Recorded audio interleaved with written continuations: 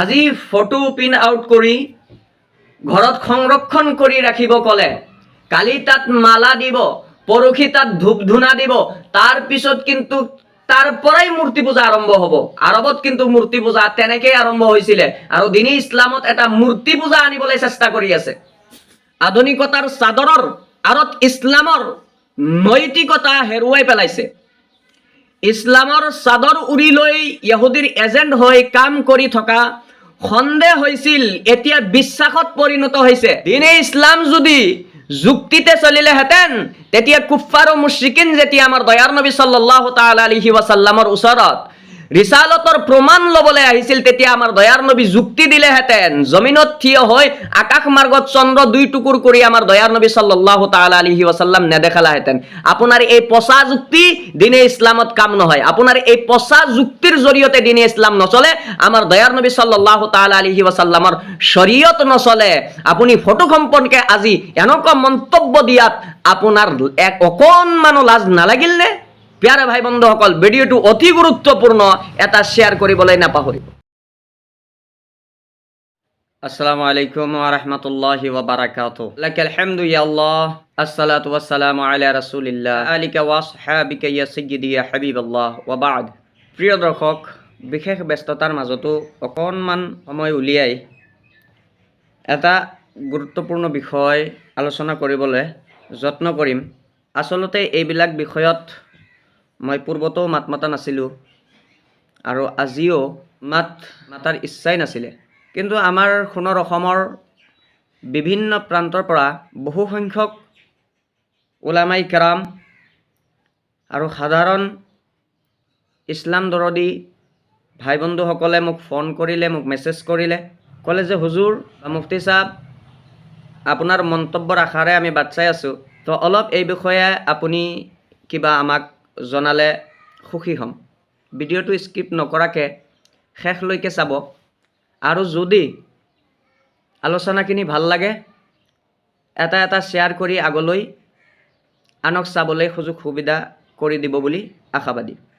একাংশ মডাৰ্ণ মোল্লাই দিনে ইছলামক হাঁহিৰ পাত্ৰ সজাবলৈ দিনে ৰাতি একাষাৰ কৰি চেষ্টা কৰি আছে আৰু ইয়াত কোনো নেক উদ্দেশ্য থকা দেখা পোৱা নাই।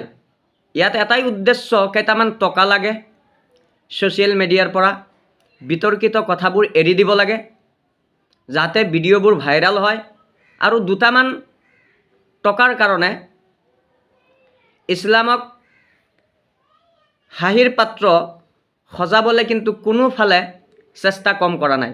আধুনিকতা চাদৰৰ আঁৰত ইছলামৰ নৈতিকতা হেৰুৱাই পেলাইছে।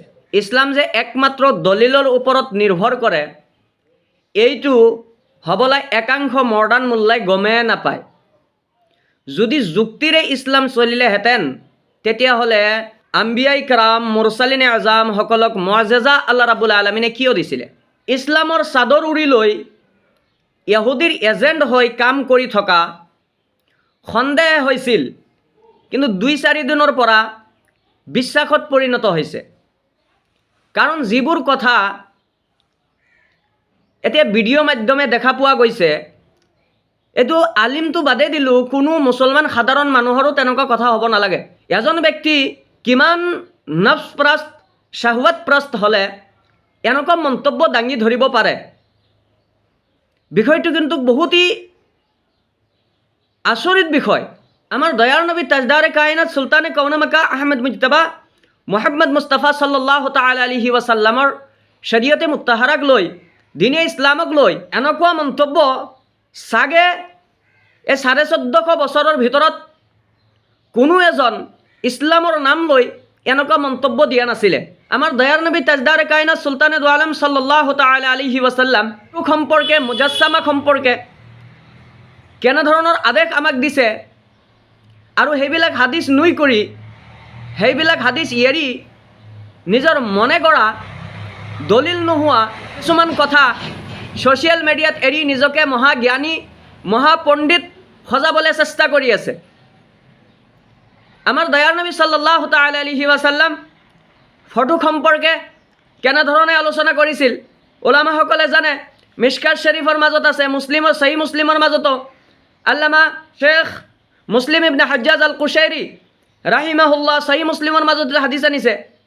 হাদিসের রাবি আব্দুল্লাহ ইবনে মাসউদ আন আব্দুল্লাহ ইবনে মাসউদ রাদিয়াল্লাহু তাআলা আনহু قال سمعت رسول الله صلى الله تعالى عليه وسلم يقول أشد الناس عذابا عند الله المصغرون। বুখারী মুসলিমের অন্য হাদিসের মাজত আছে লা তাদখুলুল মালাইকাতু বাইতান ফিহি কালবুন ওয়া তাসাবির। এইবিলাক হাদিস এৰি নিজে মনে কৰা কিছুমান কথা সমাজৰ মাজত এৰি দি সমাজক এটা ফেতনা ফাসাদৰ ফালে ঠেলি দিয়া যেন পৰিলক্ষিত হৈছে। ইছলাম যদি যুক্তিৰে চলিলেহেঁতেন, কাৰোবাৰ এই পচা মগজুৰ জৰিয়তে যদি ইছলাম চলিলেহেঁতেন, তো আম্বিয়াই কেৰাম মুৰসালিনে আজামক ৰাব্বুল আলামিনে মুআজ্জাজা কিয় দিছিলে? কুফাৰে মুশৰিকিন যেতিয়া আমাৰ দয়াৰ নবী সাল্লাল্লাহু তাআলা আলাইহি ওয়াসাল্লামৰ ওচৰত আহি ৰাসূলুল্লাহ সাল্লাল্লাহু তাআলা আলাইহি ওয়াসাল্লামৰ ৰিসালতৰ প্ৰমাণ বিচাৰিছিলে, তেতিয়া আমাৰ দয়াৰ নবী সাল্লাল্লাহু তাআলা আলাইহি ওয়াসাল্লাম কিবা যুক্তিৰে কাম লৈছিল নে? যে এইটো যুক্তিত মই ৰসুল, এইটো যুক্তিত মই নবী, কিবা যুক্তিৰে কাম লৈছিল নে? নাই লোৱা। আমাৰ দয়াৰ নবী সাল্লাল্লাহু তাআলা আলাইহি ওয়াসাল্লাম এই পৃথিৱীত থিয় হৈ, এই মাটিত থিয় হৈ আকাশ মাৰ্গত চন্দ্ৰ দুটুকুৰা কৰি দেখাই দিছিলে।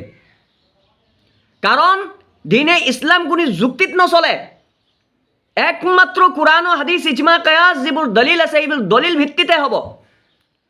যদি যুক্তিতে চলিলেহেঁতেন তো আমাৰ দয়াৰ নবী সাল্লাল্লাহু তাআলা আলাইহি ওয়াসাল্লামৰ ৰিসালত প্ৰমাণ কৰিবলৈ আমাৰ দয়াৰ নবী সাল্লাল্লাহু আলাইহি ওয়াসাল্লাম কুফাৰ মুশৰিকিনৰ সন্মুখত যুক্তি দাঙি ধৰিলেহেঁতেন। তো শৰীয়তৰ বিভিন্ন তেনেকুৱা কথা আছে, শৰীয়তৰ বিভিন্ন তেনেকুৱা আমল আছে যিটো যুক্তিৰে নচলে। যেনে আপোনালোকে গম পায়, এয়া ঠাণ্ডা দিন আহিছে, মোজা আহলে সুন্নাতুল জামাতৰ এইটো এটা ডাঙৰ মাছলা। চামৰাৰ মোজা যদি আপুনি পৰিধান কৰে, তেতিয়া মুকিমৰ কাৰণে একদিন এক ৰাতি ভৰি নোধোৱাকৈ মোচা কৰিব, মুছাফিৰৰ কাৰণে 3 দিন 3 ৰাতি ভৰি নোধোৱাকৈ মোচাহ কৰিব। কিন্তু যদি আপোনাৰ এই পচা দিমাগ যদি শৰীয়তত লগায়, তো মোচা তলতহে হ'ব লাগে মোজাৰ, কাৰণ গন্দগী নাপাকি লাগিলে তলতহে লাগিছিল। কিন্তু শৰীয়তে সেইটো কোৱা নাই, শৰীয়তে কৈছে না মোচা ওপৰতহে হ'ব, কাৰণ যুক্তিৰে ইছলাম নচলে। আপোনাৰ এই পচা মন মানসিকতাৰ জৰিয়তে ইছলাম নচলে। আপুনি যি এটা মন্তব্য দি দিনে ইছলামত এটা বিভ্ৰান্তিমূলক কথা এৰি দিব আৰু 2 টকা ঘটিবলৈ চেষ্টা কৰিব, সেইটো আপোনাক দিয়া নহ'ব। আলিম উলামাৰ গাত নবীসকলৰ ফয়জ ৰহমত বৰকত থাকিব লাগে, আউলিয়াই কেৰামৰ ৰহমত ফয়জ বৰকত থাকিব লাগে। এতিয়াতো অনুভৱ হৈছে ফেৰাউন ইয়াজিদৰ ফয়জ যেন গাত লৈ আহিছে নেকি, যে শিক্ষাগুৰু বা নিজৰ আব্বা আম্মাৰ ফটো বান্ধি ঘৰত সজাই থ'ব লাগে, তাৰ পৰা ৰহমতৰ আশা কৰিব পাৰি। এই ফটোৰ পৰা কোন যুক্তি, সাধাৰণ জ্ঞান আপোনাৰ নাই নেকি? কোন যুক্তিত আপুনি ফটোৰ পৰা ৰহমতৰ আশা কৰিব পাৰে? সেই ফটোৱে কিবা দিব পাৰিব নেকি? যদি তেনেকুৱাই হ'লেহেঁতেন তো আমাৰ দয়াৰ নবী সাল্লাল্লাহু তাআলা আলাইহি ওয়াসাল্লামৰ নাউজুবিল্লাহ সুম্মা নাউজুবিল্লাহ আমি মুজাসসামা পালোহেঁতেন। সাহাবাই কেৰাম ৰিদৱানুল্লাহি তাআলা আলাইহিম আজমাইনৰ মুজাসসামা আমি পালোহেঁতেন, বা যিমান আউলিয়াই কেৰাম আছে সকলোৰে মুজাসসামা আজি আমাৰ হাতত থাকিলেহেঁতেন। বড়োপীৰ আব্দুল কাদিৰ জিলানী ৰাদিয়াল্লাহু তাআলা আনহুৰ মাজাৰত বড়োপীৰ আব্দুল কাদিৰ জিলানী ৰাদিয়াল্লাহু তাআলা আনহুৰ ফটোৰ সজোৱা থাকিলেহেঁতেন। খাজা মঈনুদ্দিন চিশতি আজমেৰীৰ মাজাৰত খাজা বাবাৰ ফটো থাকিলেহেঁতেন। ইমামে আবু হানিফা ৰাহমাতুল্লাহি আলাইহিৰ মাজাৰত ইমাম আবু হানিফাৰ ফটো থাকিলেহেঁতেন।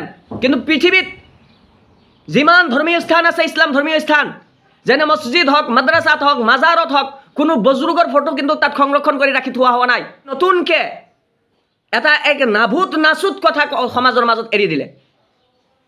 আজি আপুনি ফটো ঘৰত সংৰক্ষণ কৰি ৰাখিব দিছে, কালি তাত ফুলৰ মালা পিন্ধাব, পৰহি তাত ধূপ ধূনা দিব, তাৰ পিছদিনাৰ পৰা মূৰ্তি পূজা যে তাৰ পৰা আৰম্ভ নহ'ব, এইটো কি গ্যাৰাণ্টি আছে? আৰু আৰবত কিন্তু মূৰ্তি পূজা এনেকেই আৰম্ভ হৈছিলে, মনত ৰাখিব। আৰু দিনে ইছলামত এইবিলাক কোনো স্থান নাই। অযথা পাগলামি কৰিব আছে, বেলেগ জেগাত ক'তবা যায় পাগলামি কৰক। এই অসমত আপোনাৰ নিচিনা পাগলামি কৰা দিয়া নহ'ব।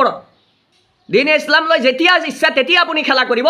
কেতিয়াবা নবীৰ বিৰুদ্ধে মাত মাতিব, কেতিয়াবা আউলিয়াসকলৰ বিৰুদ্ধে মাত মাতিব, কেতিয়াবা উলামাৰ বিৰুদ্ধে মাত মাতিব, কেতিয়াবা শৰীয়তে মুহাম্মাদী সাল্লাল্লাহু তাআলা আলাইহি ওয়াসাল্লামক লৈ খেলা কৰিব। এয়া আপোনাৰ কি তামচা? আপোনাৰ যদি পইচাৰ ইমাম হ'ব পাইছে, আপুনি ভিক্ষা কৰক না, খুজি খাক না। তো দিনে ইছলাম লৈ ফেতনা কৰি 2 টকাৰ কাৰণে দিনে ইছলামক আমি কোনফালে ঠেলি দি আছে? প্ৰিয় ভাই বন্ধুসকল, আজি আপুনি ফটো ধুনীয়াকৈ আপোনাৰ আব্বা আম্মাৰ ফটো ধুনীয়াকৈ ঘৰত ৰাখি দিলে, কালি কোনোবা মডাৰ্ণ মোল্লাই আহি ফটোৱা দি দিব যে মালাও পিন্ধাব পাৰি, পৰহি আৰু কোনোবা মডাৰ্ণ মোল্লাই আহি ক'ব নাই ইয়াত ধূপ ধূনাও দিব পাৰি, আৰু কেইদিনমান পিছত চাবচোন তাৰ পৰা যদি মূৰ্তি পূজা আৰম্ভ হৈ নাযায়। সেয়াই হৈছে। আগতে মাত্ৰ আৰু মাত্ৰ সন্দেহে হৈ আছিল যে ইছলামৰ চাদৰ উৰি লৈ ইহুদীৰ এজেণ্ট হৈ কাম কৰি থকা সন্দেহে হৈছিল।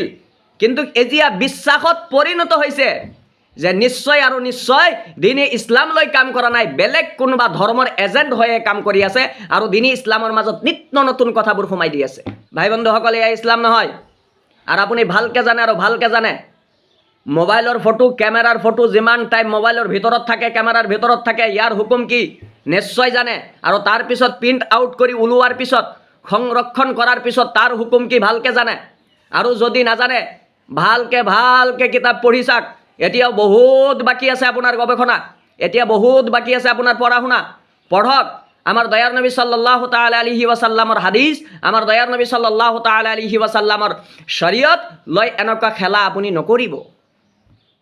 এই দুনিয়াৰ 2 টকাৰ লালচত আখেৰাত বৰবাদ নকৰিব। কেতিয়া আপুনি অস্বীকাৰ কৰি দিব যে দুনিয়াত যদি মাৰ্চিডিজ গাড়ী চলাব নোৱাৰো আখেৰাতত কি হ'ব। কেতিয়াবা আপুনি আখেৰাতত অস্বীকাৰ কৰি দিব, কেতিয়া আপুনি দিনে ইছলামক অস্বীকাৰ কৰি দিব, কেতিয়াবা দিনে ইছলামক নিত্য নতুন কথা আপুনি সোমাই দিব। মানি লোৱা হ'ব নেকি? কেতিয়াও মানি লোৱা নহ'ব। সেইকাৰণে দিনে ইছলাম লৈ কাম কৰক, কোনো স্বাৰ্থ লৈ কাম নকৰিব, টকাৰ লালচত কাম নকৰিব। ইনশাআল্লাহ আল্লাহ যাতে আমাক সকলোকে কামিয়াব কৰে আৰু আল্লাহ ৰাব্বুল আলামিন যাতে আমাক শুদ্ধ ৰাস্তাত ৰাখে, শুদ্ধ কথা ক'বলৈ তৌফিক দান কৰে। আৰু সন্মানীয় অসমৰ জনসাধাৰণ মুছলমান, আপোনালোকক সন্মান সহকাৰে জনাওক, এই 2-এটা মডাৰ্ণ মোল্লাৰ কথা শুনি দিনে ইছলাম যি হিচাপে গতি কৰি আছে বা যি হিচাপে চলি আছে, এই দিনে ইছলামৰ পথ আপোনালোকে এৰি নিদিব। আৰু এই মডাৰ্ণ মোল্লাবিলাকক সমাজৰ পৰা একেবাৰে বহিষ্কাৰ কৰক। এই মডাৰ্ণ মোল্লাবিলাকৰ কাৰণেই আজি সমাজৰ মাজত বিভিন্ন ফেতনা ফাসাদ সোমাই আছে, বিভিন্ন ইছলামৰ ওপৰত যে এটেক হৈ আছে, এই মডাৰ্ণ মোল্লাসকলে একমাত্ৰ দায়ী। আপোনালোকক মই অনুৰোধ জনালোঁ যাতে শৰীয়তে মুহাম্মাদী সাল্লাল্লাহু তাআলা আলাইহি ওয়াসাল্লাম মানি আমাক আল্লাহ ৰাব্বুল আলামিনে জীয়াই ৰাখে। আমিন। অমা আলাইনা ইল্লাল বালাগ।